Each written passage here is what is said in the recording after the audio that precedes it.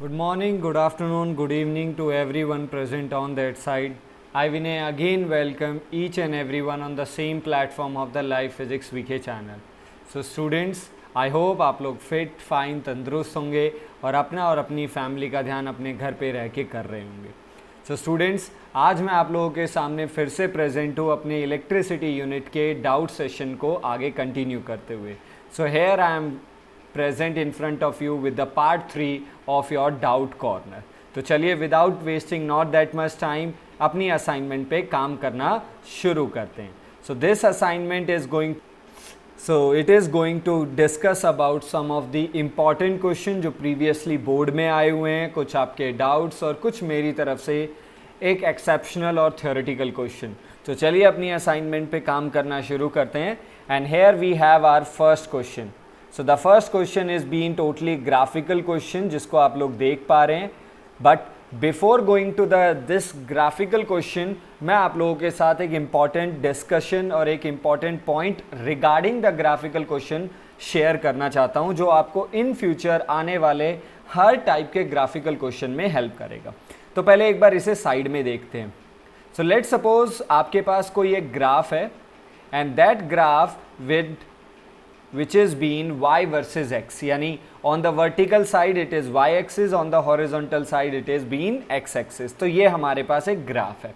So इस graph का जो वेरिएशन है, let's suppose that variation is something like that, means graph एक स्ट्रेट लाइन को ओबे कर रहा है. So अगर ये स्ट्रेट लाइन को ओबे कर रहा है तो हमारा स्ट्रेट लाइन का इक्वेशन क्या होता है. तो चलिए एक बार उस पर काम कर लेते हैं. So the straight line equation पे ध्यान देंगे तो what is that? y is equal to m x plus c. अब इंपॉर्टेंटली चीज़ों को समझेंगे. This y represent whatever be the parameter on the y axis, यानी y एक्सिस पे कौन सा फिजिकल क्वांटिटी है. x सिमिलरली वही चीज़ रिप्रेजेंट कर रहा है कि भाई x एक्सिस पे कौन सा है. This c represents the word intercept. ये क्या रिप्रेजेंट करता है? इंटरसेप्ट. ओके और अगर आसान सी भाषा में अगर मैं आपको समझाने की कोशिश करूं तो इंटरसेप्ट वर्ड का मीनिंग ये है कि आपका ग्राफ कहां से शुरू होने वाला है. एक सिंपल सी भाषा में बात करते हैं. ओके सो ये जो c का वैल्यू है यानी प्लस में कुछ है, ये पॉजिटिव भी हो सकती है जैसे +2 +3 ऐसे कुछ भी आ सकता है, और it can be negative also. हाँ, अगर ये आपका पॉजिटिव होता है तो इसका मतलब हमारा ग्राफ पॉजिटिव y एक्सिस से थोड़ा ऊपर से शुरू होगा, समझे. और अगर ये हमारा नेगेटिव होता है तो इसका मतलब हमारा ग्राफ नेगेटिव y एक्सिस से स्ट्रेट लाइन जाएगा. और अगर इसकी वैल्यू क्या होती है? 0 होती है, तो इसका मतलब ना तो ये पॉजिटिव y से शुरू होगा ना ही ये नेगेटिव y से शुरू होगा, ये ओरिजिन से शुरू होगा. तो इसका मतलब इंटरसेप्ट हमें ये डिसाइड करके देगा कि ग्राफ कहाँ से शुरू होने वाला है. ठीक है, ये वाली चीज़ क्लियर हो गई. And this m word is going to represent the slope of the graph. तो ये जो m है ये हमारे ग्राफ के स्लोप को बताएगा. ठीक है, तो ये एक ऐसा पैरामीटर है जो आपको हर आने वाले y वर्सेस x की प्लॉटिंग में काम आएगा अगर आपका ग्राफ स्ट्रेट लाइन है. तो चलो अब अपने क्वेश्चन पे आते हैं और क्वेश्चन को रीड करते हैं कि क्वेश्चन में क्या क्या गिवन है. Question says v versus I graph for the parallel and series combination for 2 metallic register. तो 2 रजिस्टर हैं, एक बार उनका सीरीज कॉम्बिनेशन हुआ और एक बार उनका पैरेलल, और वो हमें इस ग्राफ में दिखाया गया. यानी एक प्लॉटिंग A है, प्लॉटिंग B है, यानी इनमें से एक प्लॉटिंग सीरीज है और दूसरा प्लॉटिंग पैरेलल है. अब कौन सा सीरीज कौन सा पैरेलल ये हमें आइडेंटिफाई करना है. तो चलिए काम करना शुरू करते हैं. तो जब भी आप ऐसे ग्राफ पे काम करना या वर्क करना शुरू करें तो आप अपने ग्राफ में ये देखिए कि y एक्सिस और x एक्सिस पे क्या है, और उन दोनों को रिलेट करने के लिए क्या हमारे पास कोई ऐसा एक्सप्रेशन है जो उन्हें रिलेट कर सके. Okay so v versus I, यानी v और I को रिलेट करना तो भाई हमारा सबसे फेमस लॉ है ओम्स लॉ, तो हम तो इसी के साथ जाएंगे. And Ohm's law gives v is equal to r into I देता है. तो चलिए इसे स्ट्रेट लाइन इक्वेशन से करते हैं भाई. तो लाइन का इक्वेशन अगर हम देखें तो y is equal to m x plus c. अब देखिए y एक्सिस पे हमारे पास वोल्टेज है, साफ साफ दिख रहा है. x एक्सिस पे हमारे पास करंट है, ये भी हमें दिख रहा है. प्लस में कुछ नहीं है तो इसका मतलब डेफिनेटली प्लस में 0 होगा। इसका मतलब हमारा जो इंटरसेप्ट है वो 0 आया, मतलब हमारा ग्राफ ओरिजिन से शुरू होगा, वो भी हो रहा है भाई, ये भी कंफर्मेशन हो गई। तो अगर ये सारे पैरामीटर्स कंफर्म हो रहे हैं तो इसका मतलब ये जो लास्ट कनेक्टिविटी है ये कनेक्ट कर देते हैं। इसका मतलब हमारा जो स्लोप है वो इक्विवेलेंट होगा किसके, रेजिस्टेंस के। यानी यहां से हमें ये पता चला that slope of V versus I, यानी पोटेंशियल डिफरेंस वर्सेस करंट का जो स्लोप है वो हमें रेजिस्टेंस की वैल्यू देगा। इसका मतलब more be the slope more be the resistance, यानी जितना ज़्यादा स्लोप होगा रेजिस्टेंस भी उतना ही ज़्यादा होगा। अब अपने ग्राफ पे ध्यान दीजिए। अब ग्राफ में B और A में से किसका स्लोप ज़्यादा है, यानी किसकी ढलान ज़्यादा है। तो अगर हम यहाँ पे देखें तो B हैज़ मोर स्लोप, दिख रहा है ना सबको, that slope of B is greater than slope of A। और स्लोप किसके बारे में बताता है, रेजिस्टेंस। इसका मतलब resistance of B parameter is greater than the resistance of A, यानी B पॉइंट का ये जो B रिप्रेजेंट कर रहा है इसका रेजिस्टेंस A के रेजिस्टेंस से ज़्यादा है। अब हमारे जो रेजिस्टेंस थे वो सीरीज और पैरेलल की फॉर्म में थे, तो अब आप खुद ही देख के बता दीजिए सीरीज और पैरेलल में भाई किसका रेजिस्टेंस ज़्यादा होता है, सीरीज का। So in series connection resistance is more as comparison to parallel. तो इसका मतलब सीरीज में पैरेलल से ज़्यादा होता है और B A से ज़्यादा है क्योंकि B का स्लोप A से ज़्यादा है। इसका मतलब कौन सा सीरीज को रिप्रेजेंट कर रहा होगा, द सीरीज को रिप्रेजेंट कर रहा है B। So B is representing the series and A is representing the parallel। और हमसे पूछा गया है कि which graph represent the parallel combination, A represents the parallel combination। I hope आपको ये पॉइंट समझ में आया होगा और विद द रीजंस भी आप लोगों को समझ में आ गई होंगी। क्लियर है? सो चलिए let's move to the second question. और ये सेकंड क्वेश्चन मुझे 4 से 5 स्टूडेंट्स का डाउट में आया था, तो चलिए एक बार इसको देखना शुरू करते हैं। सो सेकंड क्वेश्चन जो हमें दे रहा है आइडिया, एक बार उसको देख लेते हैं भाई। सेकंड क्वेश्चन हमें आइडिया ये दे रहा है, first of all plot a graph of variation of current density versus electric field for 2 different materials. 2 अलग अलग मटेरियल्स के लिए J वर्सेस E का प्लॉटिंग करनी है, current density versus electric field. तो सबसे पहले हमें इन दोनों का रिलेशन चाहिए होगा। सो इन द लेक्चर्स हम लोगों ने इसका एक रिलेशन निकाला था, एक टॉपिक था relate the current density and electric field. ये हमने just after the verification of Ohm's law किया था। तो आप चाहे हो तो मेरे यूट्यूब चैनल यानी लाइव फिजिक्स वीके पर जाके प्लीज़ इसे देख सकते हैं, तो वहाँ पे आपको इसका रिलेशन मिल जाएगा। तो हमारे पास जो रिलेशन था वो कुछ इस तरीके से था, J is equal to sigma into E। This is our final relation between current density and electric field, where sigma represents conductivity। Okay? तो अगर हम इस पे ध्यान दें तो J और E कैसे रिलेट हैं, directly proportional. J and E are directly proportional, but when the conductivity is given, यानी आपके मटेरियल का कंडक्टिविटी फिक्स होना चाहिए, यानी मटेरियल कांस्टेंट होना चाहिए। तो इसका मतलब अगर हम इसी वेरिएशन को, यानी जो पॉइंट हम लोगों ने अभी अभी लिखा है, अगर हम इसे अपने स्ट्रेट लाइन इक्वेशन से अगर कंपेयर करें तो चलिए ट्राई करें। सो y एक्सिस पे J को लेना पड़ेगा, x एक्सिस पे इलेक्ट्रिक फील्ड को लेना पड़ेगा, और इंटरसेप्ट कितना मिला, 0। तो प्लॉटिंग बनाते हैं यहाँ पे साइड में। तो this is my y axis. So on the y axis I am going to take the J, on the x axis I am going to take the E। ये भी कंफर्म करना बहुत इंपॉर्टेंट होता है कि कौन से एक्सिस पे विच फिजिकल पैरामीटर जाने वाला है। ओके, इंटरसेप्ट क्या आया बेटा हमारा, इंटरसेप्ट 0। इसका मतलब ग्राफ ओरिजिन से शुरू होगा। तो इसका मतलब हमें इस ग्राफ का जो स्लोप है, slope of J versus E, हमें कंडक्टिविटी की वैल्यू देगा। किसकी वैल्यू देगा, कंडक्टिविटी की। ओके, तो हमारे पास 2 अलग अलग मटेरियल हैं। तो अब आप ये भी आप जानते हो, different be the nature of material, different be the conductivity, यानी हर मटेरियल का कंडक्टिविटी का नेचर अलग अलग होता है। तो इसका मतलब ग्राफ तो स्ट्रेट जाएगा, बट 2 अलग अलग मटेरियल हैं तो दोनों अलग अलग स्लोप पे जाएंगे। तो let's suppose the first material is A and second material is B. Okay, so material A और मटेरियल बी का जे वर्सेस ई का प्लॉटिंग. तो आई थिंक ये आपको पास्ट वाले न्यूमेरिकल से रिजेंबल होता हुआ दिखाई दे रहा है, यानी उसमें हमें ग्राफ ऑलरेडी ड्रॉन था जहां से हमें इंपॉर्टेंट इंफॉर्मेशन निकालनी थी. यहाँ पे हमें बस ग्राफ बनाने को दिया गया अभी तक. तो चलिए आगे कंटिन्यू करते हैं क्वेश्चन को. तो ये तो भाई हमारा फर्स्ट पार्ट हो गया.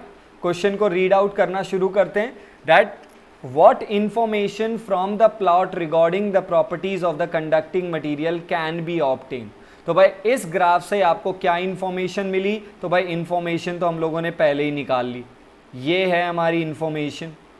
That information is the slope of J versus E gives the conductivity. मतलब जिस वेरिएशन या जिस पॉइंट का या जिस भी मटेरियल का स्लोप जे वर्सेस ई का स्लोप ज़्यादा होगा उसकी कंडक्टिविटी ज़्यादा होगी. तो यानी ये हमारे लिए आ गया. आप इक्वल टू भी कर सकते हैं या फिर आप बोल सकते हैं डायरेक्टली प्रोपोर्शनल है.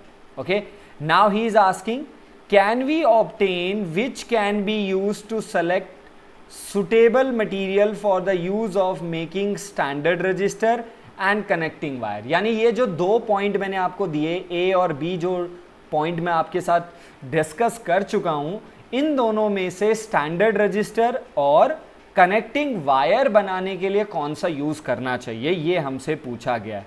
तो सबसे पहले स्टैंडर्ड रजिस्टर के बारे में बात करते हैं.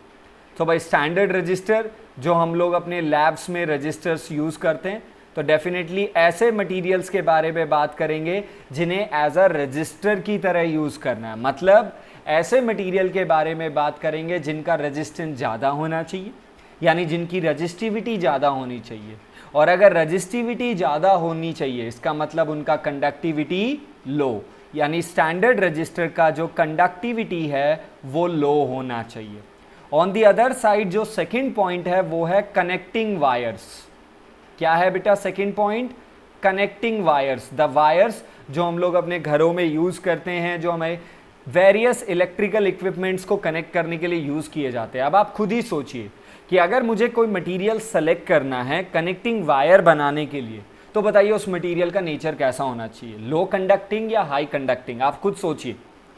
क्या होना चाहिए? हाई कंडक्टिंग का होना चाहिए. तो यानी उसका कंडक्टिविटी हाई होना चाहिए. तो इट मीन्स इज दैट कि अगर मुझे यहाँ पे स्टैंडर्ड रजिस्टर को चूज करना है तो एक ऐसे मटेरियल को चूज करना पड़ेगा जिसका कंडक्टिविटी लो है. और अगर कनेक्टिंग वायर के लिए मटेरियल सेलेक्ट करना है तो एक ऐसे को सेलेक्ट करना पड़ेगा जिसका कंडक्टिविटी हाई है बेटा. तो अब चलिए आ जाते हैं जे वर्सेस ई. दो मटेरियल तो दोनों का अलग अलग कंडक्टिविटी, इसलिए दोनों का अलग अलग स्लोप. अब आप मुझे बताइए दोनों में से लो स्लोप किसका है? क्योंकि देखो स्लोप अगर लो होगा तो कंडक्टिविटी लो होगा. हम स्टैंडर्ड रजिस्टर को सेलेक्ट कर रहे हैं तो किसका स्लोप लो है? बी वाले का स्लोप लो है. और अगर बी का स्लोप लो है तो वही हमारे लिए स्टैंडर्ड रजिस्टर. तो आप क्या लिखेंगे? The material B will be select as a standard resistor because it has low conductivity. तो कनेक्टिंग वायर के लिए कौन होना चाहिए? जिसका कंडक्टिविटी ज़्यादा हो. कंडक्टिविटी किसकी ज़्यादा होगी? जिसका जे वर्सेस ई का स्लोप ज़्यादा होगा. और इन दोनों में से जे वर्सेस ई का स्लोप किसका ज़्यादा है? मटीरियल ए का ज़्यादा है. तो कनेक्टिंग वायर के लिए material A should be prefer और स्टैंडर्ड रजिस्टर के लिए material B should be prefer. ये क्वेश्चन डाउट में इसलिए था स्टूडेंट्स के क्योंकि यहाँ पे कोई प्लॉटिंग नहीं था. तो यहाँ पे हमसे दोनों काम्स करवा लिए गए हैं, दोनों वर्क करवा गए हैं. क्या हमसे ये भी करवाया गया कि ग्राफ प्लॉट कीजिए, उसकी इंफॉर्मेशन निकालिए और उस इंफॉर्मेशन से कौन सा मटेरियल किस टाइप के पर्पस के लिए यूज़ किया जाएगा. सो आई होप ये ऊपर वाला सेक्शन आप लोगों को डन है, सबको समझ में आ गया होगा. चलिए now let's talk about this lower portion. एक नीचे बॉटम में एक थ्योरेटिकल क्वेश्चन है ये वाला, इसको देख लेते हैं. He says electron drift speed is in order of the mm पर सेकेंड. यानी जो हमारा electron in the external electric field जो ड्रिफ्ट करता है वो कुछ मिलीमीटर पर सेकेंड ही होते हैं, बट फिर भी very large amount of current set होता है. तो मैं इस आंसर को इस बॉक्स में देना चाहूँगा प्लीज़. ठीक है, बाकी रेस्ट ऑफ हमारे ऊपर वाले पोर्शन का है। यानी ये कहना चाहता है कि हमारी जो ड्रिफ्ट वेलोसिटी है वो वेरी स्मॉल है, मिलीमीटर पर सेकंड में होती है जब हम उसे प्रैक्टिकली मेजर करते हैं, बट फिर भी कुछ एम्पियर का करंट, एक large amount of current setup होना शुरू हो जाता है, ये समझाना है। तो ड्रिफ्ट वेलोसिटी और हमें करंट के बारे में तो हमारे दिमाग में तो एक ही एक्सप्रेशन आता है, I is equal to V ना, यानी drift velocity into charge of electron into number density of electron into cross section area. तो देखो ड्रिफ्ट वेलोसिटी हमारा वेरी स्मॉल ऑर्डर में है, बट ये जो स्मॉल n है, स्मॉल n मतलब number of free electron per unit volume, ये जो है ये वेरी लार्ज होता है। और मैंने आपको रूम टेम्परेचर पे इसकी वैल्यू नियर अबाउट बता दी थी, ये near about 10 power 28 for a conductor on an average. ये मैंने आपको इलेक्ट्रिसिटी के फर्स्ट लेक्चर में आपसे ये डिस्कशन किया था। यानी हमारे पास ड्रिफ्ट वेलोसिटी वेरी स्मॉल है, चलो भाई ये वाली बात मान ली, बट ये जो नंबर डेंसिटी है, यानी ये जो number of free electron unit volume में है, ये बहुत ज़्यादा है। और अगर ऐसा है तो ये जो ओवरऑल प्रोडक्ट है जो हमें करंट का वैल्यू देने वाला है, ये ऑटोमेटिकली वेरी लार्ज करंट बन जाएगा, यानी आई का जो न्यूमेरिकल वैल्यू है वो वेरी लार्ज होगा। तो आई होप अब आप इस सेकंड पार्ट के आंसर को अपने वर्ड फॉर्मेशन में लेके आ सकते हैं। बस वर्ड्स में बनाना है, जो मैंने मैथमेटिकली लिखा है आप इसे सेंटेंस की फॉर्म में बना सकते हैं। Am I clear to that? So I hope problem number 2 आपके लिए बिल्कुल डन होगी। नाउ द प्रॉब्लम नंबर 3 भाई, इसके बारे में भी बहुत डाउट आए थे इलेक्ट्रोस्टैट्स में, कॉम्बिनेशन ऑफ कैपेसिटर्स में थे। सो इस सॉल्यूशन को करने के लिए I want to discuss, solution पे जाएंगे बट उसके लिए सबसे पहले आपको समझना पड़ेगा। So first of all count कि आपके पास कितने रजिस्टर्स हैं, और ये कैपेसिटर्स में भी हो सकता है, जहाँ पे आपके पास रजिस्टर है यहाँ पे पीपीसी भी आ सकता है, तो ये सेम टेक्निक वहाँ पे भी लागू। How many? 5। और जैसे ही 5 रजिस्टर्स आते हैं तो हमारे दिमाग में एक ही डिवाइस या एक ही कॉम्बिनेशन या एक सेटअप बनता है, व्हीटस्टोन ब्रिज। ऑब्वियस सी बात है, तो बहुतों के दिमाग में आ रहा होगा, बट बहुतों के दिमाग में ये भी कन्फ्यूजन होगा, सर ये हो कैसे रहा है, मतलब ये व्हीटस्टोन ब्रिज के साथ रिजेंबल कैसा है। तो इसके लिए आपको एक टेक्निक और एक सेटअप आपके साथ शेयर कर रहा हूँ। हाँ, जब आप ये सीख जाएंगे तो आप अपने एग्जाम में इसे डायरेक्ट लगा सकते हैं, कोई प्रॉब्लम नहीं। तो जहाँ जहाँ पे हमारे पास कनेक्टिंग पॉइंट हैं, ये जो मार्क हैं, डार्क डॉट्स हैं, इन डॉट्स को मैं नेम दे देता हूँ, लाइक इट इज़ 1, ठीक है, ये हमारा 2 हो गया, ये हमारा 3 हो गया, और ये हमारा 4 हो गया, ठीक है। तो आप चलिए एक तरीके से गाड़ी की तरह काम करेंगे।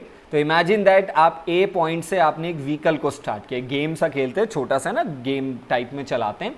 तो चलिए ए पॉइंट से हम लोगों ने अपनी व्हीकल को स्टार्ट किया। ए से हम लोग कहाँ गए? सबसे पहले we reach to the point 1। Okay, अब 1 पे आपके पास 2 रास्ते जाते हैं। फर्स्ट इज जो 2 तक जाता है, और सेकेंड इज जो 3 तक जाता है। तो कितने रास्ते गए? 2 रास्ते गए। ओके, सो ये जाता है यहाँ तक और एक जाता है 3 तक। ओके, तो हमने यहाँ पे देख लिया 1 से 2 गए, तो भाई 1 से 2 आ जाते हैं यहाँ पे नीचे। दिस इज माई पॉइंट 2 जो कि R से होते हुए जाता था। 1 से एक और रास्ता जाता है 3 तक, तो मैं इसे स्ट्रेट ड्रॉ कर रहा हूँ। दिस इज माई पॉइंट 3, ये भी R से होते हुए जाता था। क्लियर है? ओके, तो 1 से दोनों रास्ते को हो गए। अब पहुँच जाओ 2 पॉइंट पे। Okay, everyone reach to the second point. अब सेकेंड पॉइंट से कितने रास्ते जाते हैं देखिए, 2 से एक पॉइंट जाता है 3 तक, और 2 से एक पॉइंट जाता है 4 तक, यानी एक रास्ते की तरह है जैसे गाड़ी चलती है। तो 2 से ले जाएंगे 3 तक, तो भाई ये ले गए 2 से कहाँ तक? 3 तक। ओके, तो ये हमारा R हो गया। ओके, फिर 2 से एक और जाता है कहाँ तक? 4 तक जाता है। तो 2 से एक जाता है 4 तक, जिसे मैं यहाँ पे लाके छोड़ देता हूँ। क्लियर है? तो आई थिंक मैं सेटअप ऊपर वाला और नीचे वाला जो मैं ड्रॉ कर रहा हूँ, मैं कहीं पे पॉइंट का कनेक्शन नहीं तोड़ रहा हूँ। ओके, सो 1 से दोनों रास्ते देख लिए, 2 से देख लिए, अब 3 पे पहुंच जाओ। 3 से रास्ता जाता है 4 तक सीधा, ठीक है। 3 से 2 ऑलरेडी ड्रॉ हो चुका है, और 4 से रास्ता फाइनली पहुंच जाता है B तक। तो देखिए पॉइंट A और पॉइंट B के बीच में आपके पास व्हीटस्टोन ब्रिज है।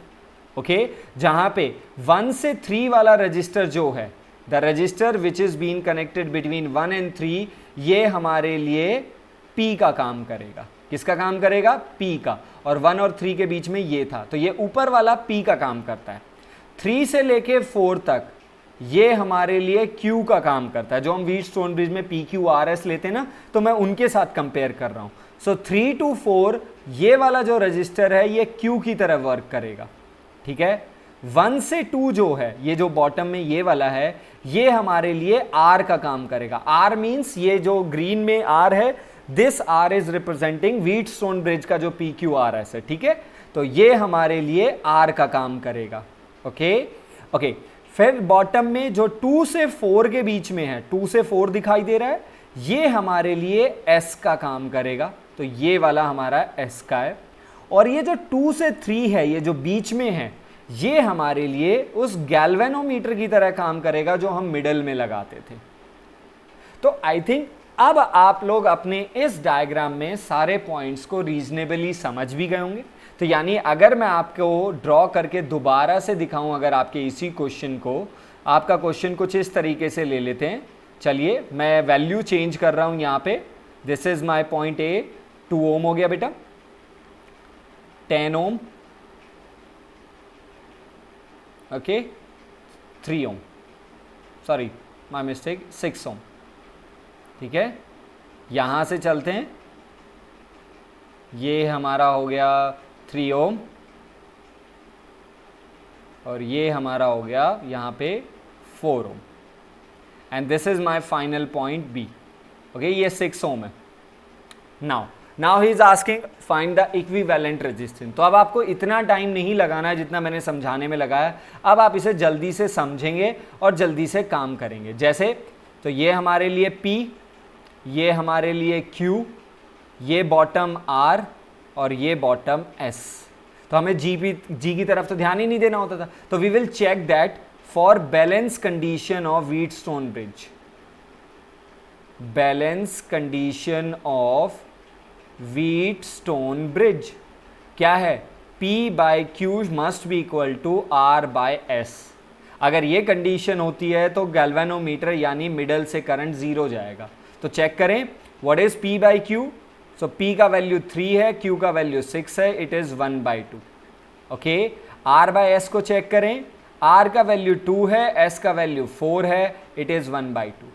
यानी P by Q is equal to R by S, दोनों इक्वल आ गए। इसका मतलब मिडल वाले से कोई भी करंट नहीं जाएगा। यानी आप मिडल वाले को रब कर सकते हैं, हटा सकते हैं। और अगर आप मिडल वाले को हटा देते हैं तो ये भी आप लोग जानते हैं। तो चलिए अगर मैं यहाँ पे आके इस मिडल वाले को हटा देता हूँ तो अब आपके पास यही सेटअप बच गया, देख पा रहे हो। तो अब हमारे पास सेटअप में क्या बचा भाई, ध्यान से देख लेते हैं। हमारे पास अगर फॉर दिस एग्जाम्पल जो मैंने साइड में लिया, P हमारा 3 था, Q हमारा 6 था, R हमारा 2 था और S हमारा 4 था। अब इसे सॉल्व कैसे करें? 6 and 3 अपर वाले सीरीज, डिनोमिनेटर वाले सीरीज और दोनों आपस में पैरेलल। इस वाली टर्म में मैं ज़्यादा टाइम वेस्ट नहीं करना चाहूँगा क्योंकि ये आपका सीरीज पैरेलल आप 10th से भी जानते हो और पीछे भी आप लोगों ने बहुत ज़्यादा प्रैक्टिस कर रखी है। सो आई होप ये जो सेटअप है व्हीटस्टोन ब्रिज का, और ये अपने वैरायटी में ऐसे ही आता है मोस्ट ऑफ द टाइम, तो आई थिंक आप इस चीज़ को आराम से समझ पाएँ। तो आई थिंक आप इसको आराम से कर लेंगे। जो आपको R की फॉर्म में मैंने वैल्यूज़ बदल दी थी, आप R की फॉर्म में सॉल्व कर लीजिए, you will have your proper answer. तो आई थिंक आप आंसर खुद से कर सकते हैं, जस्ट ओनली सॉल्व करना है आप लोगों को। डन है? ओके। अगर अभी भी कोई डाउट रहता है, कोई क्वेरी रहती है, प्लीज़ आप मुझे वापस से बता सकते हैं। चलिए, now we have a question number 4। Okay, this question number 4, ये क्वेश्चन मैं लास्ट 3 से 4 दिन तक, मतलब 3-4 डेज कंटिन्यूसली मेरे पास टेक्स्ट मैसेज आते रहे, सर डाउट एंड डाउट, तो मैंने इसको होल्ड करके रखा है। तो ये पांड्या सर मतलब हार्दिक का डाउट है और बहुत जेन्युइन और बहुत अच्छा है। और फॉर द स्टूडेंट और फॉर दो student who are aspirant for the JEE Mains, जो मेंस के लिए काम कर रहे हैं, उनके लिए ये बहुत इंपॉर्टेंट क्वेश्चन है। तो उनसे रिक्वेस्ट है, प्लीज़ इस क्वेश्चन को अपनी नोटबुक में ज़रूर होल्ड कर लेंगे। सो क्वेश्चन सेज, क्योंकि ये टेम्परेचर का गेम आ गया इलेक्ट्रिसिटी में, तो देखते हैं। Question says the temperature coefficient of resistivity, okay, जो हमारा टेम्परेचर कॉफिशिएंट है of specific resistance, specific resistance माने रेजिस्टिविटी की ही बात चल रही है, is 1 ohm metre at 27 degree Celsius. यानी ये हमारा इनिशियल टेम्परेचर कितना 27 degree Celsius means 300 kelvin.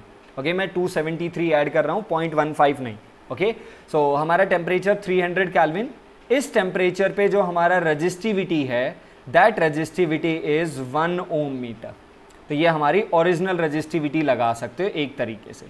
Okay, now it is varying with alpha is equal to 2t। अब अल्फा क्या होता था भाई, पहले एक बार इसे रिकॉल कीजिए।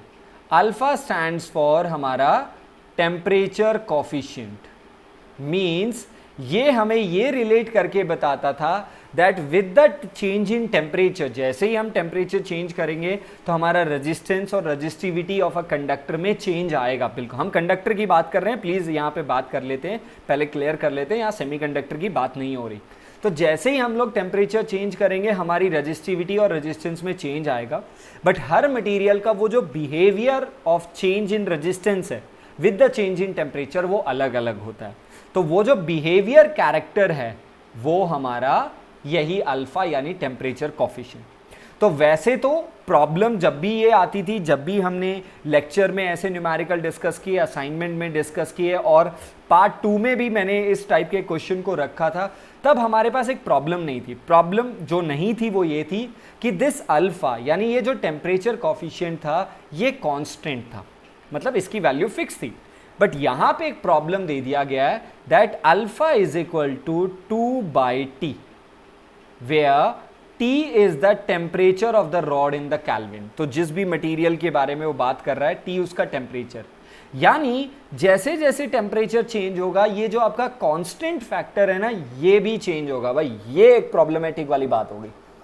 तो आप समझ रहे हो, ऐसा एक वॉल्यूमेट्रिक का मैंने एक अलग से वीडियो बनाया था जिसमें मैंने आप लोगों के साथ बात की थी कि हम लोग वॉल्यूमेट्रिक में जो भी हमारा वॉल्यूमेट्रिक चार्ज डेंसिटी है हम उसे कांस्टेंट लेते हैं। बट वही क्वेश्चन जेई मेन का बन जाए या फिर एडवांस का भी बन सकता है अगर हम उस चीज को वेरिएबल फंक्शन में ला दें। तो अगर वेरिएबल फंक्शन आ गया ना तो इसका मतलब अब आपको इंटीग्रेशन की जरूरत पड़ेगी, क्योंकि अब आपके पास वो चीज कांस्टेंट नहीं है, वेरिएबल है। तो फिर आपको टोटल निकालने के लिए इंटीग्रेशन ही चाहिए होगा। तो ये आपको हिंट रखना दिमाग में। तो यहाँ पे हमारा अल्फा कांस्टेंट नहीं है, वेरिएबल है। और किसका वेरिएबल है? टेम्परेचर। यानी एक तरीके से बोल सकते हो alpha is a function of temperature from 300 to 600. Now he is asking the increment. क्या पूछ रहा है वो? The increment in the specific resistance of the rod if temperature change from 27 to 327. तो ये तो मेरा ओरिजिनल आ गया। अब अपना देख लेते हैं final. Final temperature 327 degree Celsius means 600 kelvin. तो यहां पे हमारी रजिस्टिविटी कितनी होगी, इसे रो टी का नाम दे देते हैं, रेजिस्टेंस एट टी टेम्परेचर। ये कितना है, ये रजिस्टिविटी कितना है ये नहीं मालूम, हमें इंक्रीजमेंट निकालना है, चेंज निकालना है। भाई कितना चेंज आएगा, बट चेंज निकालने के लिए पहले फाइनल तो मालूम होना चाहिए। तो चलिए इसको फाइंड आउट करना शुरू करते हैं और ये हमारे पास गिवन है। तो आई होप आप क्वेश्चन को समझ गए। अब सॉल्यूशन पे ध्यान से देखते हैं।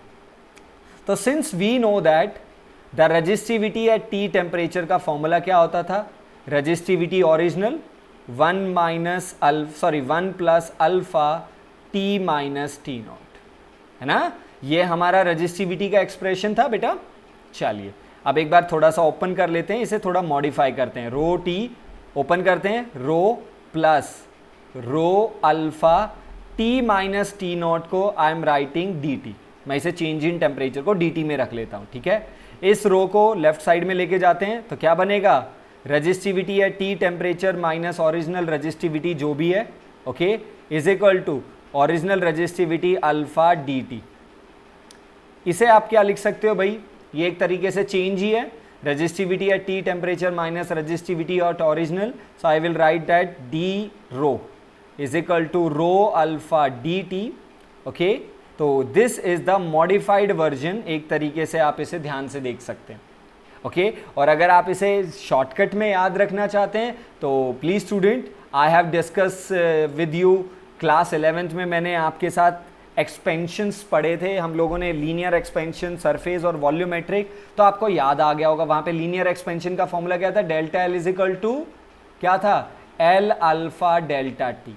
ऐसे ही area expansion is equal to original area coefficient of area expansion into delta t. ऐसे ही वॉल्यूमेट्रिक एक्सपेंशन था, original volume into coefficient of volumetric expansion into delta t. याद आया?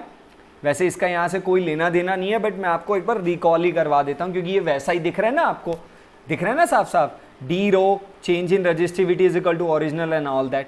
क्लियर है? तो चलिए, तो बस याद करने का तरीका है, आप चाहें तो इतने स्टेप से बच सकते हैं जो मैंने आपके साथ किया। आप अगर डायरेक्ट इसे याद कर लेते हैं या फिर आप इसे समझ ही लेते हैं तो फिर आपको प्रॉब्लम नहीं आएगा। तो चलिए इस क्वेश्चन को थोड़ा सा चेंज कर ले आते हैं। सो इस ओरिजिनल रजिस्टिविटी को डिनोमिनेटर में ले आइए। So it would be D rho divided by rho is equal to alpha D T, और जहां पे अल्फा की वैल्यू हमारे पास क्या है, 2/t dt।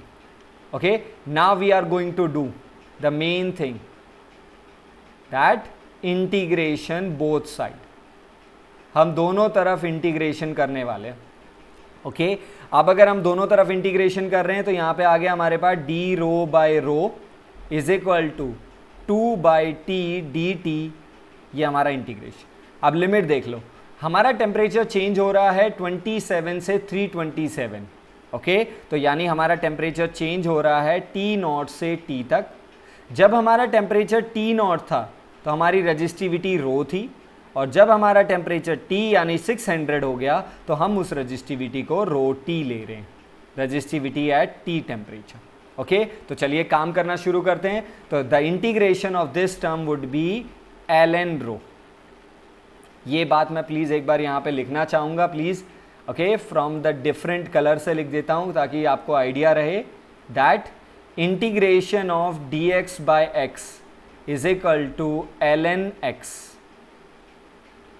ln is your natural log, यानी लॉग की बेस में e चलेगा। ओके, और जब वो बेस e हट जाता है तो it would be 2.303 log x, जो हम लोग अपनी लॉग टेबल में यूज करते थे। ठीक है, तो ये हो गया ln रो। ओके ओके, अब कंटिन्यू करते हैं प्लीज इसे, ln रो, और हमारी लिमिट है कहां से कहां तक, रो से रो टी तक। 2 हमारा कांस्टेंट है, बाहर आ जाएगा, dt बाई टी, ये भी ऐसा ही बच गया, तो it would be ln t, और हमारा लिमिट है T0 से लेके t तक। ओके, तो ये हमारा फाइनल एक्सप्रेशन अभी आया। अभी हमें लिमिट को रखना है, बट यहाँ पे because of the lack of the space मैं हमारी इस टर्म को सेलेक्ट कर लेता हूं।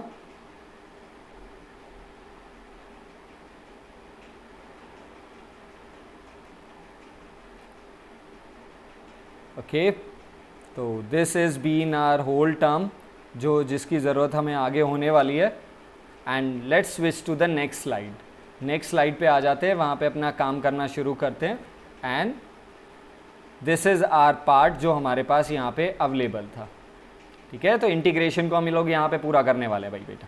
चलिए, तो ये हमारा इंटीग्रेशन है, तो अब चलिए सॉल्व करते हैं। तो how to solve the limit, the limit is been solve by placing upper limit minus lower. तो पहले ln upper limit is rho t minus ln lower limit is rho. देखो बेटा, ln जो है यानी जो हमारा नेचुरल लॉग है वो खुद एक फंक्शन है, तो आपको ऐसे रखना है, रादर देन आप ये मिस्टेक कभी ना करें ln अपर लिमिट रो टी माइनस रो, ये गलती नहीं करनी है।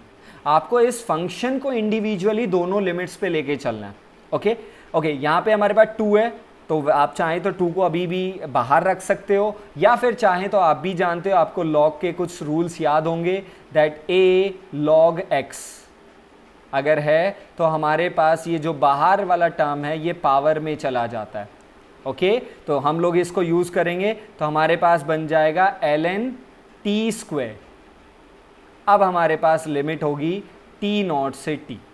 ओके, तो चलो अब लिमिट को रख देते हैं यहीं पे, ln पहले तो upper limit t square minus ln T0 का स्क्वायर। क्लियर है? अब आपको यूज़ करना है एक और लॉग का टर्म या एक और log rule, log a minus log b। ये चीज़ें मैंने आपको करवा रखी हैं। It gives you log a divided by b। Okay, तो हमारे पास है राइट साइड, लेफ्ट साइड में है ln t minus ln rho, तो ये बन जाएगा ln resistivity at t temperature by rho is equal to, यहाँ पे हमारे पास ये टर्म है, it would be ln t square divided by t naught का square. Done. Now ln cancel with the ln, क्योंकि दोनों ही तरफ LHS और RHS दोनों तरफ ही हमारे पास लॉग है, तो हम एंटी लॉग लेके दोनों को कैंसिल कर सकते हैं, यानी अगर सेम फंक्शन है तो कैंसिल हो जाएंगे. तो हमारे पास एक्सप्रेशन क्या बचा, resistivity at T temperature by original resistivity is equal to final temperature का स्क्वायर बाय ओरिजिनल टेम्परेचर का स्क्वायर. अब वैल्यूज को रख लीजिए. Resistivity at T temperature, original resistivity थी हमारी 1 ओम मीटर, फाइनल टेम्परेचर कितना था 600 kelvin, divided by original temperature 300 kelvin. दोनों का स्क्वायर है तो मैं इसे होल में लेके चला जाता हूं. स्क्वायर कैंसिल, 3 2 जा और 2 का square 4. So what is the resistivity at T temperature, it is 4 ohm meter.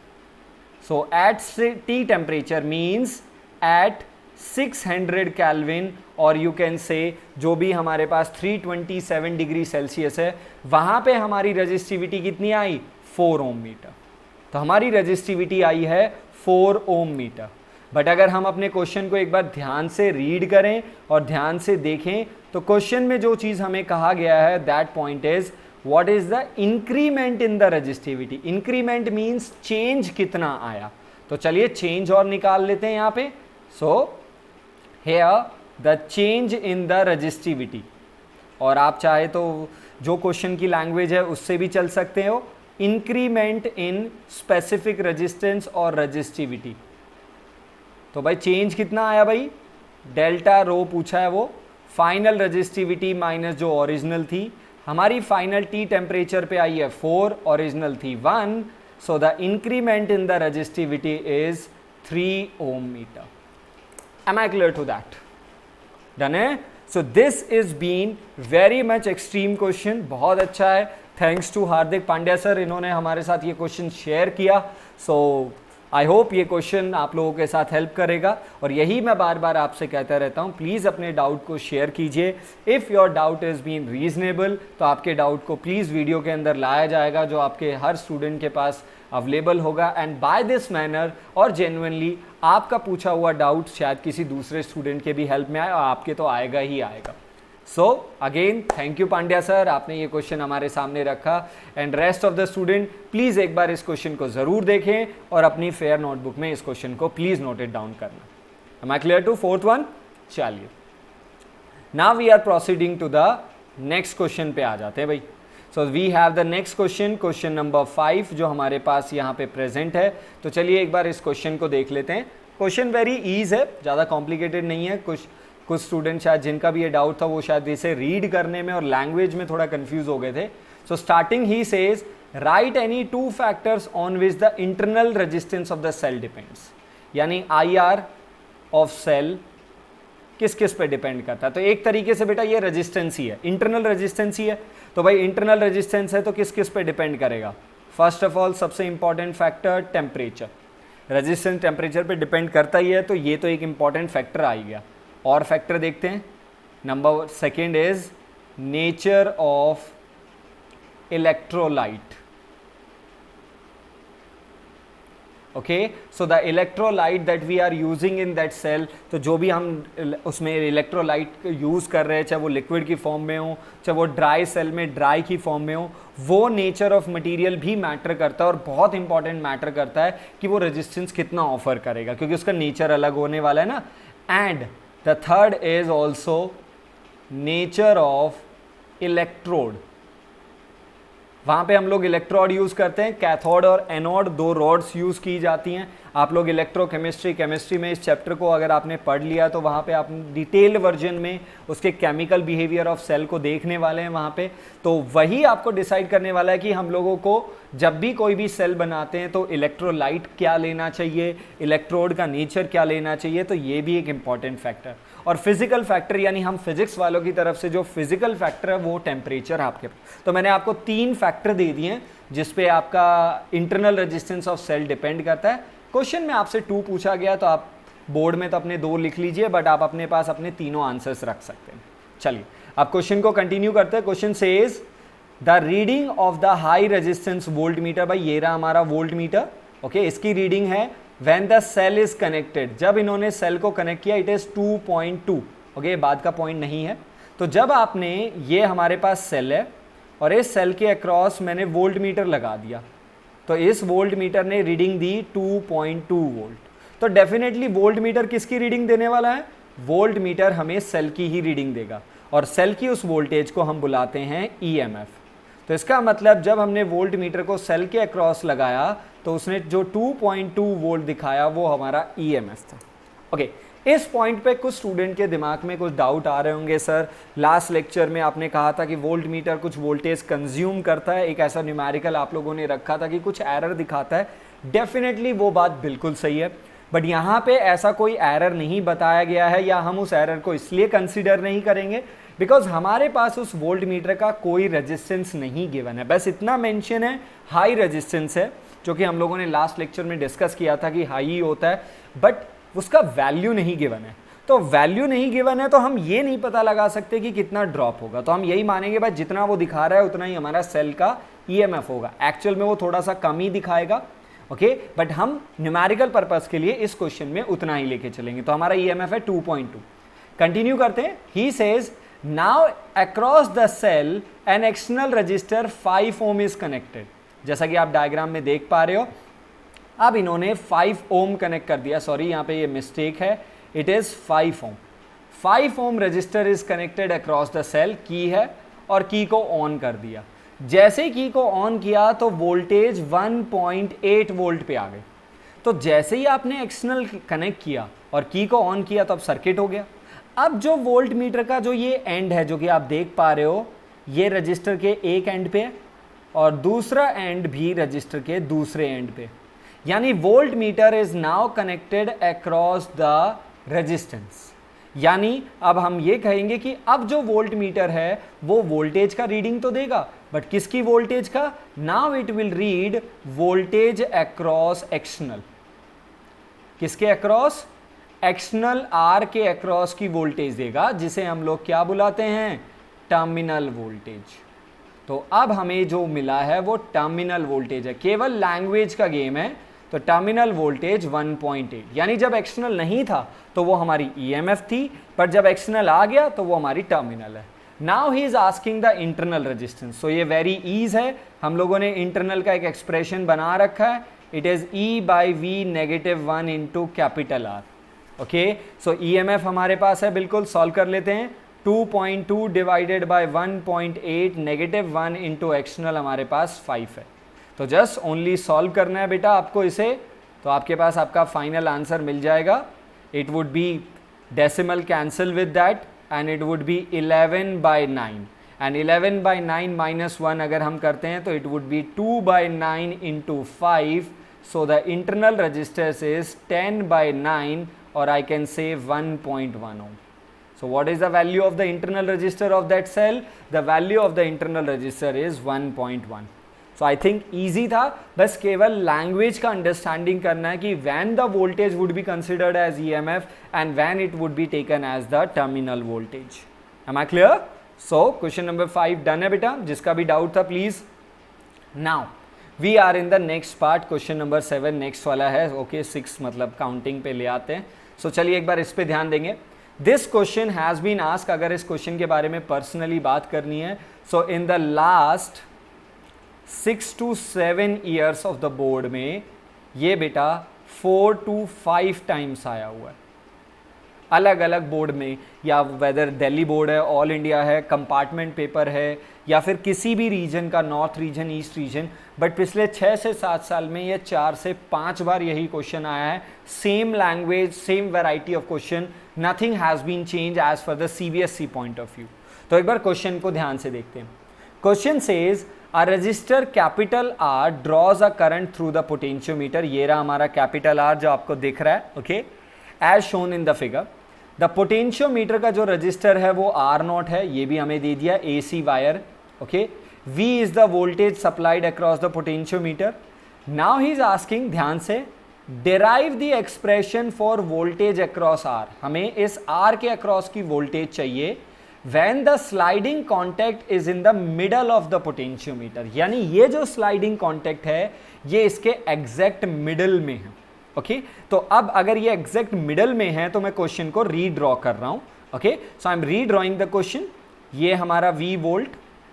सो अगर ये मिडल में है तो वन साइड यानी ये जो हमारा पॉइंट है, दिस एरो और दिस जॉकी पॉइंट, ये हमारे रजिस्टर को दो पार्ट में डिवाइड करेगा, R0/2 R0/2, और ये जो लेफ्ट वाला R0/2 है इसके अक्रॉस में हमारा R कनेक्टेड है. सो आई थिंक इस डायग्राम को हम ऐसे मॉडिफाइड कर सकते हैं एज पर द गिवन. अब सीधा सा क्वेश्चन ये है find the voltage across R. आपको R के अक्रॉस वोल्टेज चाहिए, इस वाले R के अक्रॉस ये चाहिए यहाँ पे. तो अब इस क्वेश्चन को करने के लिए वैसे तो मैं क्वेश्चन आपके साथ शेयर करूंगा बट आपसे एक जर्नल डिस्कशन करता हूं. So imagine that if I give you a battery of 10 volt, imagine here I am giving you 2 ohm, here I am giving you again 2 ohm, ये दोनों बराबर होने चाहिए, मैं इसी diagram, and here I am giving you 5 ohm. Done है. मैंने आपके सामने एक न्यूमेरिकल वैल्यू की फॉर्मेशन में एक क्वेश्चन रख दिया. ओके अब ध्यान से देखिए. अब अगर मैं आपसे यहाँ पे क्वेश्चन पूछता हूँ and question is what is the voltage across 5 ohm. इस 5 ओम के अक्रॉस वोल्टेज क्या है ये आप मुझे कैलकुलेट करके बताइए. क्या आप ये क्वेश्चन कर सकते हैं? आप इस बात को सोचिए, क्या आप ये क्वेश्चन कर सकते हैं? इस 5 ओम की वोल्टेज चाहिए, ये तो 10th क्लास में भी किया जाता था भाई, याद है कि भाई उस रजिस्टर का, उस पर्टिकुलर रजिस्टर का करंट निकालो या वोल्टेज निकालो. मैं आपसे पूछ रहा हूं इस 5 ओम की वोल्टेज निकाल के दो. निकाल सकते हैं कैसे? 5 और 2 को सॉल्व करने के लिए जाएंगे हम लोग. ओके सो 5 और 2 को सॉल्व करने के लिए दोनों का पैरेलल कनेक्शन हो गया, फिर उसके बाद सीरीज, फिर जैसे ही आप लोग अपने नेट सर्किट को सॉल्व करेंगे तो आपका जो नेट सर्किट है वही आपको नेट करंट देगा और फिर अपनी गाड़ी को रिवर्स में चलाते हुए. अगर आप और जो स्टूडेंट इस क्वेश्चन को सॉल्व कर सकता है, ही और she can definitely solve this question. अगर आप अभी भी इस टाइप के वैरायटी के क्वेश्चन को नहीं सॉल्व करते, so it is my humble request, please first of all series और पैरेलल कनेक्शन जहाँ पे मैंने आपको लेक्चर्स में सिखाया था, पहले सीरीज़ और पैरेलल कनेक्शन को देखिए, वहाँ से क्वेश्चंस को सॉल्व कीजिए. फर्स्ट ऑफ ऑल इस टाइप की वैरायटी को सॉल्व करना सीखिए. वंस यू अंडरस्टैंड दिस, ये वाला क्वेश्चन अपने आप हो जाएगा. अब आई थिंक ये क्वेश्चन मैं आपके होमवर्क के लिए पेंडिंग डाल दूँ. So this is been your homework, ये आपका होमवर्क है. और अगर किसी का अभी भी अगर कोई डाउट रहता है तो प्लीज़ इस क्वेश्चन को अगेन मेरे साथ शेयर कीजिए, so that in the next video मैं इसके कंप्लीट थरली सॉल्यूशन के साथ आऊँ. सिंपल है. R एंड R0/2 ये दोनों पैरेलल कनेक्शन, इन दोनों का जो पैरेलल है वो R0/2 के साथ सीरीज, यानी आप वैसे ही गेम चलाएंगे जैसे आप इधर गेम चला रहे हैं. बिल्कुल. बस केवल एक चीज़ जो आपको थोड़ा प्रॉब्लमेटिक देगा कि आप इसे सॉल्व नहीं कर पाएंगे क्योंकि R और R0 में कोई रिलेशन नहीं है. सो आपका जो आंसर है, the answer that you are working on, your answer should be continue in R and R0. आपका आंसर R और R0 में कंटिन्यू रहना चाहिए. आप उसमें करते जाइए, बस अपने आंसर पे भरोसा रखिए. फिर नेट रेजिस्टेंस आएगा, फिर वहाँ से अपना नेट करंट निकालिए और उसे बैक साइड में लेते आते हुए इसकी वोल्टेज तक पहुँच जाइए. सो आई होप क्वेश्चन नंबर 7 जो आपके सामने मैंने अभी रखा है, ये क्वेश्चन आप अपने लेवल पे खुद कर सकते हैं. जिस भी स्टूडेंट का डाउट था वो स्टूडेंट आप इसे अंडरस्टैंड कर गया होगा, और अगर फिर भी नहीं है तो प्लीज़ मुझे एक बार दोबारा से लेट नो करना, सो दैट मैं अगले लेक्चर में कंप्लीट सॉल्यूशन के साथ आ जाऊँ. तो ये आपका होमवर्क है, एवरीवन इसे याद रखेंगे. इंपॉर्टेंट कॉर्नर पे ध्यान देंगे प्लीज़ एवरीवन. ये कितनी बार आया? 4 to 5 टाइम्स आया पिछले 6 साल में, तो हर बार यही वैल्यू है, कुछ चेंज नहीं हुआ है. तो इसे अपना एक तरीके से, मैं तो आपके इस क्वेश्चन को हॉट्स की कैटेगरी का ही नाम देना पसंद करूंगा. Okay, when the question repeat itself in the same manner और वो थोड़ा सा टिपिकल हो जाता है तो इसका मतलब वो आपके लिए हॉट्स है. ओके, तो वैसे कुछ लोग सोच रहे होंगे सर हॉट्स नहीं है, बट फिर भी थिंकिंग स्किल जहाँ पे लगानी पड़ जाए वहाँ पे वही आपका हाई ऑर्डर आ गया. चलिए, so now we have a question number 8. ये क्वेश्चन मैंने आपको साथ आपके असाइनमेंट में आपके साथ मतलब शेयर किया था टू एज योर होमवर्क. तो किसी स्टूडेंट के पास ये डाउट है, हल्का सा देख लेते हैं. Write the working principle of meter bridge. I think ये हमारे पास डन है. What is the working principle? The balance condition of Wheatstone bridge. Okay, इस बात को मैं बताना चाहूँगा, एवरी स्टूडेंट इस चीज़ को लिखेंगे, balance condition of Wheatstone bridge, just not Wheatstone bridge. ऐसा नहीं लिखना कि it works on the Wheatstone bridge. Wheatstone bridge काम नहीं करेगा बेटा, उसकी जब बैलेंस कंडीशन आएगी यानी whenever the P by Q is equal to R by S तभी काम करने वाला है। ओके, अब बी पार्ट पे आते हैं, यानी मेन डाउट तो आपका बी पार्ट है और बी पार्ट की तरफ सब स्टूडेंट ध्यान देंगे। He says in a metre bridge the balance point is at L1, ये L1 है, when R and S are connected. So ये रहा R S, ये L1 है, तो बताइए ये लेंथ कितनी बच गई बेटा, 100 माइनस L1। तो चलिए एक बार इस पे काम कर लेते हैं। सो R and S balance condition है, सो बैलेंस कंडीशन, क्योंकि साफ लिखा हुआ है बैलेंस पॉइंट ऑब्टेन हुआ है हमारे, ये लिखा हुआ है बेटा। तो चलिए काम कीजिए, R by S is equal to L1 by 100 minus L1। तो यहाँ से R की वैल्यू क्या आएगा, I will take SL1 by 100 minus L1। Am I clear to that first part? First equation clear हुआ? Okay. Now he says an unknown resistance X is connected parallel to the S. तो ये जो S है इसके parallel में हम लोगों ने एक अननोन X कनेक्ट कर दिया, X, ओके, अननोन वैल्यू है, X इसके पैरेलल में है। Now the balancing length is L2, it is not 12, it is L2, sorry, okay. So अब हमारी balancing length L2 है। तो अब हमारे पास एक तरफ R है और एक तरफ S और X का पैरेलल कॉम्बिनेशन है, तो पहले इसका पैरेलल कॉम्बिनेशन बना लेते हैं। सो RP वैल्यू क्या होगी, SX by S plus X, इन दोनों का जो रिजल्टेंट होगा, the resultant of parallel combination of S and X, this would be SX by S plus X। ये समझ में आया, दोनों रेसिप्रोकल होके ऐड कर दिए। सो अब तक इतने लेवल से इलेक्ट्रिसिटी को करते आए हैं, तो एक छोटा सा पैरेलल का नेट रिजल्ट आई थिंक हम लोग डायरेक्ट अप्लाई कर सकते हैं, और अगर किसी को डाउट है तो कर सकता है। तो अब हमारे पास डाटा क्या है, अब डाटा को देखते हैं भाई। अब हमारे पास लेफ्ट टॉप कॉर्नर पे R है, राइट टॉप कॉर्नर पे SX by S plus L है, बैलेंसिंग लेंथ इज L2, कहीं पे L2 आ गई है, तो रिमेनिंग 100 माइनस L2, मैं ग्रीन पेन से लिख रहा हूं सेकेंड टर्म को। अब यहां पे अगर हम बैलेंस कंडीशन लगाते हैं तो देखते हैं भाई बैलेंस कंडीशन में क्या होगा। तो इस बार हमारे पास क्या बनेगा, R by RP is equal to L2 by 100 minus L2। ये स्टेप क्लियर हुआ, RP मतलब दोनों का पैरेलल कॉम्बिनेशन रखें। अब चलिए वैल्यू को रखिए, R divided by RP, RP की वैल्यू, और एक काम कीजिए दोनों वैल्यूज को एक साथ रख दीजिए, means we are going to save the step. The value of R ये रहा हमारे पास, और RP की वैल्यू आपके पास ऊपर है, तो दोनों वैल्यूज को एक साथ रख देते हैं। R की वैल्यू क्या है, SL1 by 100 minus L1 divided by RP, RP की वैल्यू ध्यान से रखेंगे। सो RP की वैल्यू जाएगी SX, और जो डिनोमिनेटर में S प्लस X था वो आपका ऊपर चला जाएगा, is equal to L2 divided by 100 minus L2। Is that okay?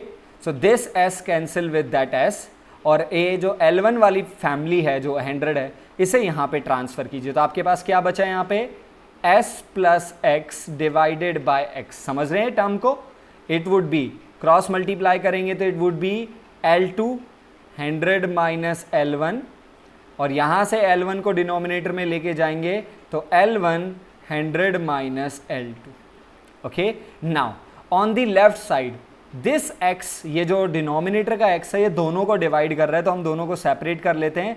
S by X plus X by X which is 1 is equal to L2 100 minus L1 divided by L1 100 minus L2। Okay, अब ये 1 यहाँ पे जाके क्या हो जाएगा, minus, तो हमारे पास क्या बचा, SX is equal to L2 100 minus L1 divided by L1 100 minus L2 minus 1। Okay, ये वाली टर्म आई है। तो चलिए due to the lack of space इसे मैं नेक्स्ट लेके जाना चाहता हूँ, तो I am selecting my term, मैं वापस से अपनी टर्म को सेलेक्ट कर रहा हूँ यहाँ पे। सो आई नीड दिस। ओके, सो चलिए नेक्स्ट स्लाइड पे ब्लैंक पे चलते हैं ताकि हम लोग वहाँ पे आराम से इस चीज़ को देख सके। तो आपके दिमाग में क्वेश्चन तो आंसर तो है, मतलब इक्वेशन होगा ना। चलिए, सो दिस इज़ माई इक्वेशन जो मेरे पास अवेलेबल था यहाँ पे भाई। तो अब अपनी इक्वेशन पे काम करना शुरू कर देते हैं, देखते हैं भाई क्या है। तो अब एलसीएम लीजिए, s बाय एक्स, एलसीएम क्या आएगा, L1 100 माइनस L2। ओके, ये माइनस नहीं है, सॉरी, ये बाय मिस्टेक है, आई एम गोइंग बैक, यहाँ पे ये मल्टीप्लाई में, ठीक है, sorry. So this is been the only multiply term. चलिए, सो एलसीएम इज दैट, ये हमारे पास एलसीएम आया। अब ओपन कर लेते हैं यहाँ पे। So it would be L2 100 minus L1 minus, ये यहाँ पे जाएगा तो it would be L1 100 minus L2। So numerator के ब्रैकेट को ओपन करेंगे please, s by x open करना, it would be 100 L2 minus L1 L2, okay, minus 100 L1 minus minus minus plus L1 L2 divided by जो denominator में part है L1 100 minus L2। This L1 L2 cancel with this L1 L2 और remaining में जो हमारे पास common आ रहा है that term is 100 is common and L2 minus L1, और डिनोमिनेटर जो मेरे पास है already L1 100 minus L2। Okay, so this is the s by x ratio, और हमें क्या चाहिए, x। तो I will cross multiply that, और जब हम इसे क्रॉस मल्टीप्लाई करेंगे यानी when we take this term, इस टर्म को ऊपर ले आते हैं और इस टर्म को नीचे ले आते हैं, ठीक है। तो x इज इक्वल टू हमारे पास क्या बचेगा, s L1 100 minus L2 divided by 100 L2 minus L1। This is our final expression for the value of x। और एक बार इसे सेलेक्ट करके हमारे क्वेश्चन के पास लेके चल रहा हूँ, सो दैट जो हमारे क्वेश्चन में हमसे पूछा गया था हम अपने क्वेश्चन की उन सारी चीज़ को एक बार देख लें। सो हमसे क्या पूछा गया था भाई, the thing that has been asked to us that, एक बार last line please everyone read out करेंगे, that obtain the expression for x, obtain the expression for x in terms of L1 L2 and s।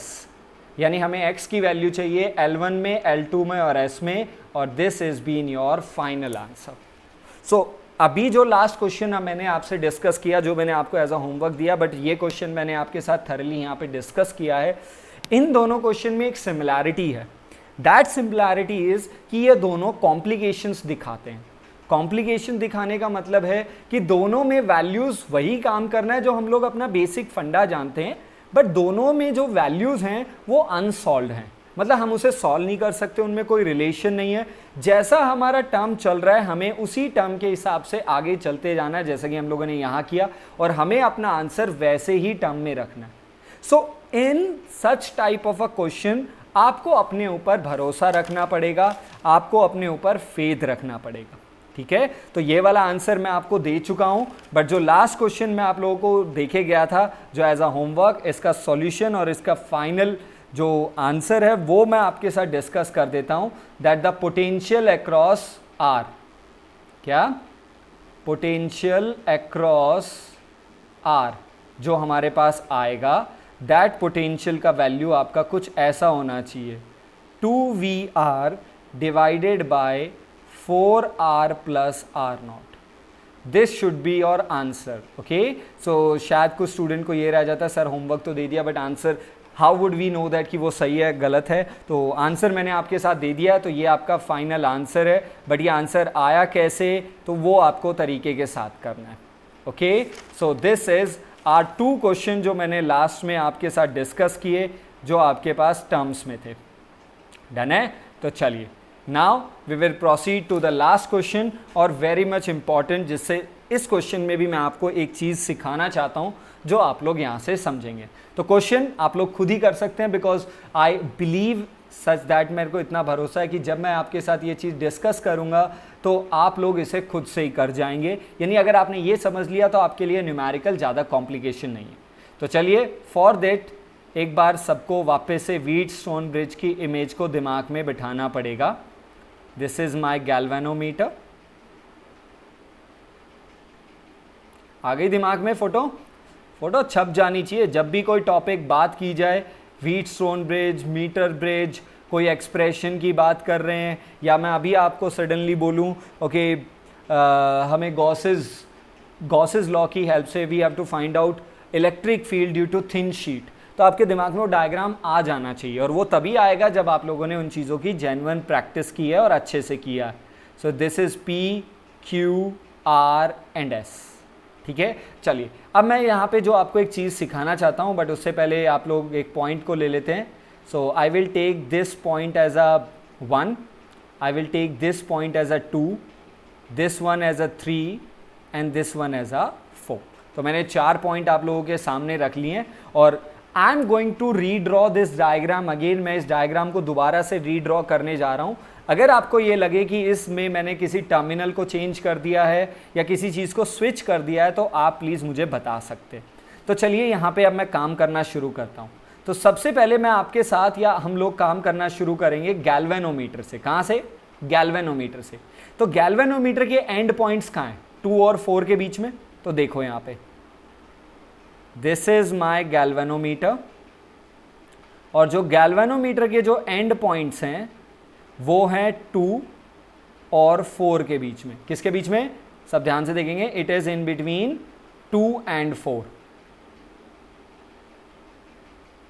Okay, ये बिल्कुल सही है, diagram को resemble करते रहिए। चलिए अब देखिए, 2 से हमारे पास 2 रास्ते जाते हैं। मैं सिंपल भाषा में बात करता हूं।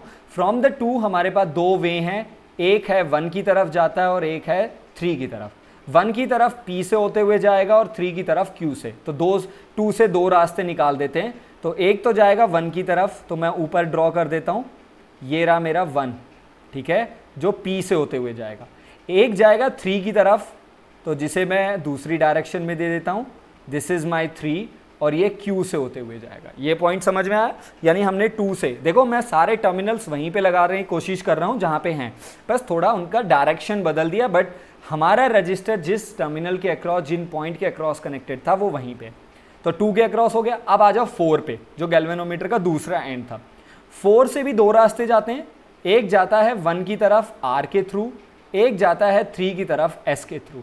तो 4 से 1 की तरफ, जो हम ऑलरेडी 2 से ऊपर की तरफ दे ही चुके हैं 1, तो 4 से 1 की तरफ R के थ्रू जाता है, और 4 से 3 की तरफ S के थ्रू जाता है।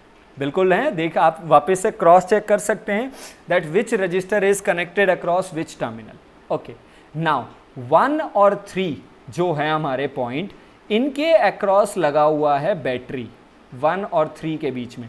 तो 1 और 3 के बीच में 1 के पास पॉजिटिव टर्मिनल और 3 के पास negative. This is my battery. अब एवरीवन चेकआउट कीजिए, जब हमारे पास इनिशियल यानी ये रेड का डायग्राम था, तो हमारी बैलेंस कंडीशन क्या थी भाई? The balance condition is P by Q is equal to R by S। क्यों? क्योंकि गैल्वेनोमीटर नल कंडीशन दिखा रहा था, IG से कोई करंट ही नहीं था। देखो अभी भी सारा सेटअप वैसा ही है, सारे रजिस्टर उसी टर्मिनल और उन्हीं पॉइंट के क्रॉस कनेक्टेड हैं जहां पे वो पहले थे, है कि नहीं है? ओके, तो इसका मतलब गैल्वेनोमीटर से फिर भी IG 0 है।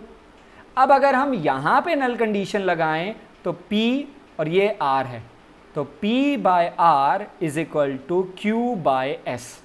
जैसे हम लोग लेते थे ना, ऊपर वाले दोनों इज इक्वल टू नीचे वाले दोनों, ऐसे ही यही ट्रिक यहां पे लगानी है। तो P by R is equal to Q by S, this is S, okay, sorry, this one is been S, ये हमारा S आ चुका है।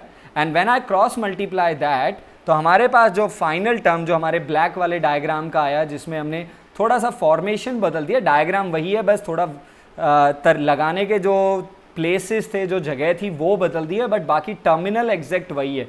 तो यहाँ से अगर हम इसे क्रॉस मल्टीप्लाई करते हैं तो it again comes P by Q is equal to R by S। तो सीखने वाली बात क्या है यहाँ से, जो आप लोगों को समझनी है और जो देखना है?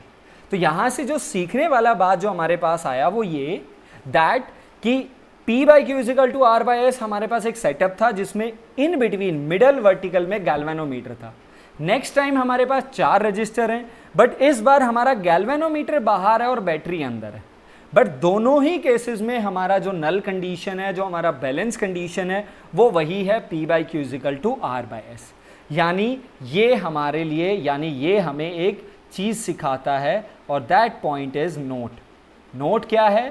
That by replacing by replacing position of galvanometer and battery. E means EMF, okay? तो वो बैटरी को रिप्रेजेंट कर रहा है. There is no effect on balance condition और नल कंडीशन. ये आपके लिए बिल्कुल और बहुत इंपॉर्टेंट सीखने वाली पॉइंट है, जिसे आप लोग नोट बना के लिख लेंगे कि NOTE वाला भी और KNOTE वाला भी. गांठ भी बांध लीजिए और बिल्कुल नोट भी बना लीजिए, जो आपको ये क्वेश्चन करने में बिल्कुल हेल्प करेगा. यानी गैल्वेनोमीटर और बैटरी की पोजीशन को अगर हम इंटरचेंज कर दें, आपस में रिप्लेस कर दें. रिप्लेस का मतलब यहाँ पे इंटरचेंज वर्ड भी लिख सकते हो, यानी आपका गैल्वेनोमीटर की जगह पे हम लोग बैटरी लगा दें और बैटरी की जगह पे गैल्वेनोमीटर, उससे नल कंडीशन पे कोई फर्क नहीं पड़ेगा.